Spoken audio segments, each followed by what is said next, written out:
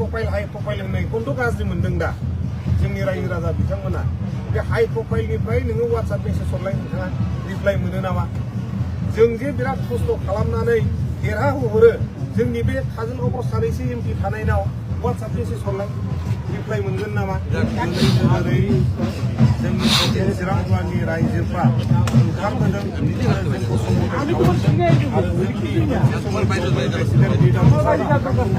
जोंना फायखाजरा ओनसोलनि बुद्धिजीबि गिलेन नार्जारि सार जोङो ज' फैनानै चिरां जिल्लानि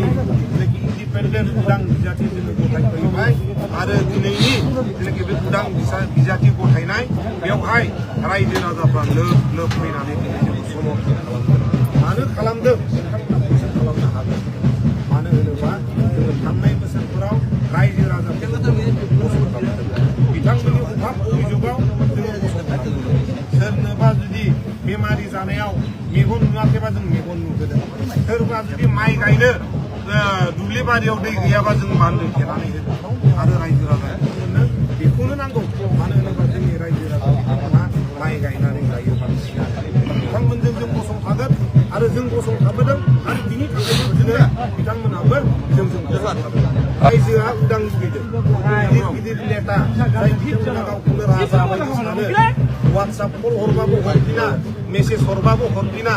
बेफोरनिफ्राय उदां लुबैदों रायजो राजा बिथांमोना मानो होनोबा बिथांमोना गावनि साननायखौसो रायजो राजाफोरनि सायाव इम्पजिसन खालामदों दा बिथांमोना लुबैदों उदां जाथिनांगौ जायनि सायावनाखि रावबो राजाफोरनि रावबो गिदिर गिदिर नेताफोरनि नारसिननाय थाया उदां भाबै रायजो राजानि गांनाय उखैनायखौ सुफुंनो हायो बेनोल' जिहेतु रायजो राजा बिथांमोनजों जों गसंथादों थिग बेबायदिनो दिनैबो बिथांमोनहा लोब लोब फैनानै जोंजों गसंथाफैदों दा बेबायदिनो नैबे 22 तारिखआव जेनाखि इलेक्सन जानो थांगासिनो दं भटिं जानो थांगासिनो दं बेवहायबो रायजो राजा बिथांमोनहा लोब लोब फैनानै जोंनि जेनाखि सबि ओंखारगोन बे सबियाव भट होगोन होननानै जोङो आं मिजिंथिदों आरो आङो बेखौनो बिथांमोननो बुंबावदों जोङो रायजो राजानि थाखायनो ओंखारदों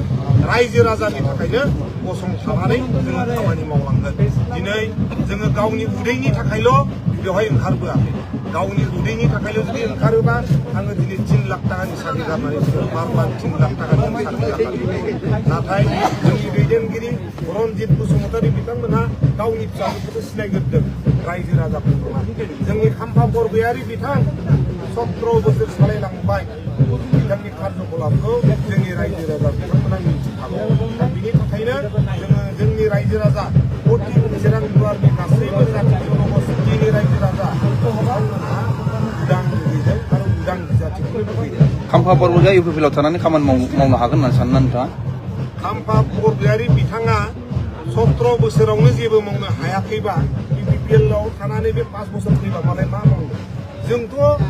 ओरैनोबो गावनि न'खरनि थाखा फैसा जा एसे दङ बेखौ गारनानैबाबो 100 जननिबो बारा जोङो मेगन अपारेसन खालामनानै होबाय 200थानिबो बारा जोङो बान्दो लामा बानायनानै होबाय दा जोङो पावार थायोबाथ' अनेक बुस्थु जोङो मावनो हायो दा बिनि थाखायनो रायजो राजा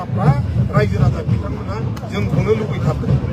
दुलाराय बर' फरायसा आफादा राजखान्थिजों लोब्बा गैया होननानै बुङो नाथायहाय मोनसे खोथा दुलाराय बर' फरायसा आफादनि गाहाय नेहाथारि कलिंग बसुमतारीया लाइमोनफोरखौ लानानै सांग्रांथि मेलाव राजखान्थिनि उदां बाथ्रा सावरायनाय समाजारि बिजों फोसावबाय थादों बे बेलायाव माबाफोर फोरमायनो दुलाराय बर' फरायसा आफादा जाहैबाय हारिनि सिनस्रि जोङो बयबो बेयावनो फरायसा आफादावनो जोंनि हारिया सोनारनानै थाङो दा बिनि थाखायनो कलिंग बसुमतारी बिथाङा आंनि लोगो क्लास 5निफ्राय ज' फरायबोनाय दा बिथांनि सायाव आं जेबो बुंनो सानाखै बिथाङा दाबो लोगो उनावबो लोगो आरो फैबाय थानाय समावबो लोगोयैनो थागोन आरो दुलाराय बर' फरायसा आफादनि सायाव आंहा माबा मोनसे बुंनो हानाय मोन्थाय दं होननानै आं सानाखै हाई प्रफाइल होननायखौथ' गाज्रि मोनदों दा जोंनि रायजो राजा बिथांमोना बे हाई प्रफाइलनिफ्राय नोङो WhatsApp मेसेज हरलाय नोंथाङा रिप्लाइ मोनो नामा जों जे बिराद खस्थ' खालामनानै देरहाहोहरो जोंनि बे काजलगावआव सानैसो एमपि थानायनाव WhatsApp मेसेज हरलाय रिप्लाइ मोनगोन नामा लोगो हमनो फैलाय गेटआ खेवना होजागोन नामा थांलाय हाई प्रफाइल नेताफोरनाव दा हाई प्रफाइल होननायखौनो जोंनि रायजो राजा बिथांमोनहा लुबैयाखै बिथांमोना गावखौनो राजा सानबाय साफा साफा राजा सानबाय बिनि थाखायनो बे राजाफोरनिफ्राय मुक्त जानो थाखाय दिनै उदां नांगौ होननानै बुंदों